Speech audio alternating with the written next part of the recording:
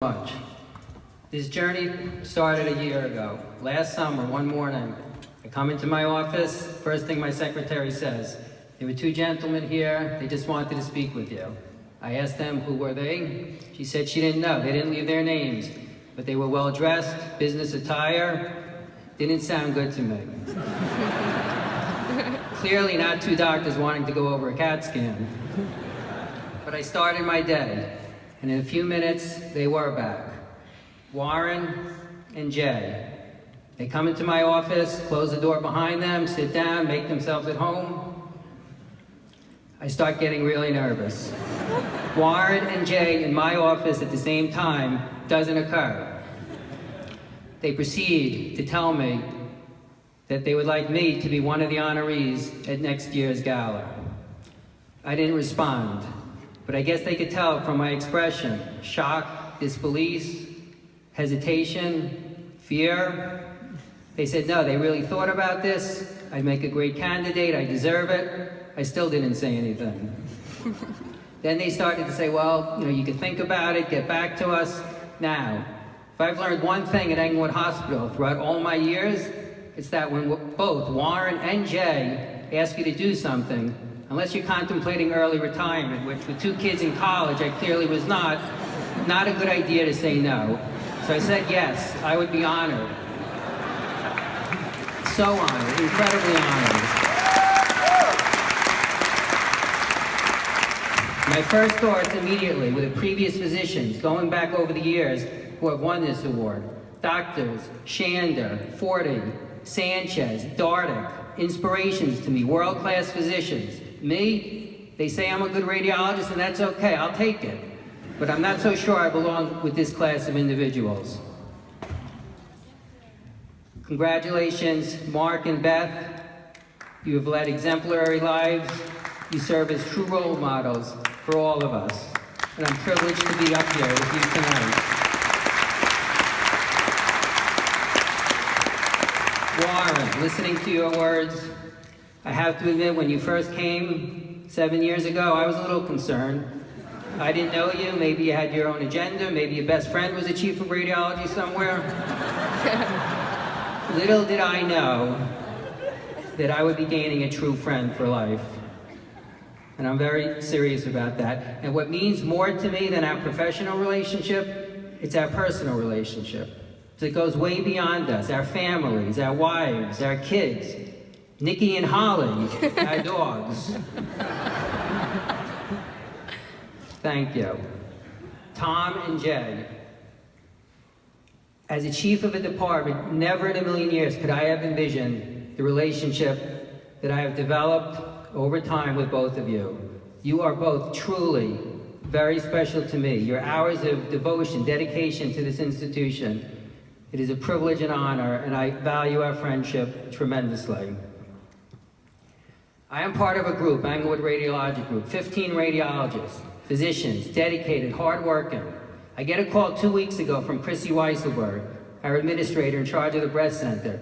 She's glowing on the phone. She cannot control her enthusiasm. She just has to tell me what an amazing group of radiologists we have. There was a patient that day in the breast center, a 44-year-old woman, 44. Her mother, grandmother, aunt, all diagnosed with breast cancer at an early age. Put yourselves in the shoes of this patient for 1 minute. Because if I was this patient, I'd be petrified every time I walked through the doors of that breast center, just wondering, fearing, is this the day that I too will be diagnosed? Well, this patient was actually in the breast center a few days before, undergoing a breast MR screening because of a family history. And one of our radiologists was concerned, because when they read the images, there were 3 areas that they were suspicious for. The patient was back the day Chrissy called me for an ultrasound with the hope that we could find these abnormalities and perform a biopsy. But unfortunately, as is common, the ultrasound did not show the findings on MRI. So the next step was going to be an MRI-guided biopsy, a highly complex technical procedure that we were going to schedule just in a few days the following Monday. When the patient heard this, her emotions got the best of her, and she was inconsolable. There was no way that she was going to be able to make it another day, let alone through the weekend, without knowing. Well, one of our radiologists was working in the next room, and she heard all this that was going on, and she walked into Chrissy's office, and she told Chrissy that the next day she was supposed to be off. She had personal obligations, doctor's appointments of her own.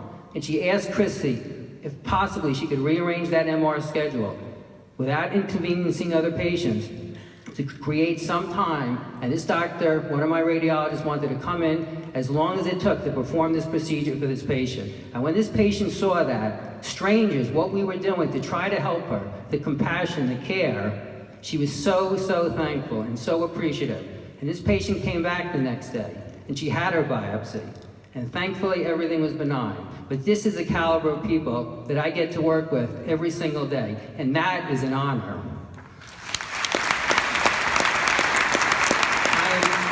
I am indebted to the medical staff of this institution. 16 years ago, my department needed a chief, and the current president at the time was concerned. My young age, relative inexperience, the medical staff was persistent. And there are physicians who have been on staff for 35, 40 years. I'm not sure when the last time, if ever, they've been to an England Hospital Gala, but they are here tonight. And you know who you are, and I just want you to know how meaningful that is to me. As a radiologist, I deal with physicians, all different specialties, every single day, and it gives me a unique perspective of the level of care in this institution. And I can only say, from the birth of my daughter, next month 20 years ago, to the early diagnosis and successful treatment of prostate cancer, and then bladder cancer in my father, breast cancer in my mother, and everything in between, orthopedic procedures, ENT procedures, even, and they're not going to be happy with me about this, more than 1 or 2 plastic surgical procedures. All of my family's health needs have been met at this institution. We are practicing at the highest academic level, and when you combine that level with the personal care, the treating every patient as if they were a member of your own family, that is a powerful combination, and it is a privilege, an utter privilege for me to be spending my career at this institution. I just want to say I am very thankful for everyone that's here. My parents are here, and with all due respect to my father, it was my mother who led me on this path. Growing up, my family didn't know the first thing about medicine. My father was a mailman. He worked a second job at nights as a waiter. My mother a school secretary. But every Jewish mother's dream, their son the doctor. And I was a real good kid growing up. Really good. And I listened. Sam, you hear that? I listened. And see what happens when you listen? You get to stand up here.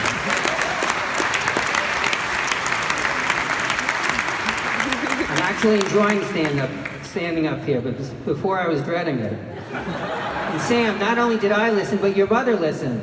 Because her mother, my mother-in-law, who was also here, she said in her Israeli accent, "Don't worry about being a doctor. It's too hard for you. Just make sure you marry one." And she did.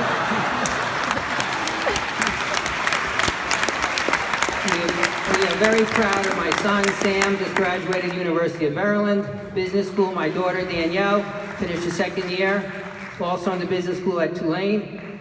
And I just want to make note of my father-in-law, who is no longer with us. But if he was here, he would be the person out there with the biggest smile in this room, because he was so proud of me. And lastly, my wife, Caroline, my biggest fan. In her eyes, there's no wrong that I could do, and believe me, I'm far from perfect. Caroline has been the most excited about this event. For months now, every night, hours at a time, she's on the computer, looking at dresses. How could there be so many types of dresses in this world? And every 5 minutes, she's asking me, do I like this? What do I think of that? Eventually, I lost my patience. I said, it's enough. Just pick one, buy one, wear it. No one cares. You look great. What I really want you to do is go up with her to the closet, find something and say, here, wear this, it's good enough. But you can't do that in my house, because my wife has this pathologic addiction. Everything she buys, she wears once, runs home, can't wait to take it off, goes to the computer and sells it on eBay.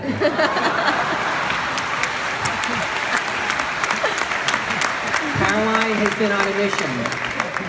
She was so proud of this event, she's been telling the world. We're walking down the main street in Englewood, going up to every person. They're honoring their husband, they have to come. I turn around to her, I say, what are you doing? These people are strangers, they have no idea who we are. And she turns to me and she says she doesn't care, because one day they're going to get really sick and they're going to really need you, and they'll be glad they came. See, one thing about Caroline that I'm not so thrilled about between you and I, she has an answer for everything. So good luck getting the last word in on any conversation. But in all seriousness, my success, maybe not in medicine, but certainly in life, is directly attributable to her. So thank you.